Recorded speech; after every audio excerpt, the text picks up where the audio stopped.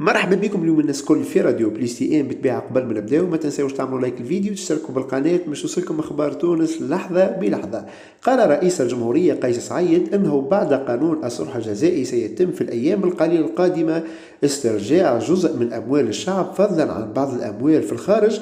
وتابع خلال استقباله لوزير الاقتصاد والتخطيط من أراد أن يجنح للسلم وللصلح في إطار القانون فيجب أن تعود أموال الشعب للشعب التونسي. وأضاف رئيس الجمهورية: اليوم نحن مصممون على تحقيق إرادة الشعب التونسي في الحياة الكريمة، المال العام للشعب على أساس الشفافية والتوزيع العادل للثروة.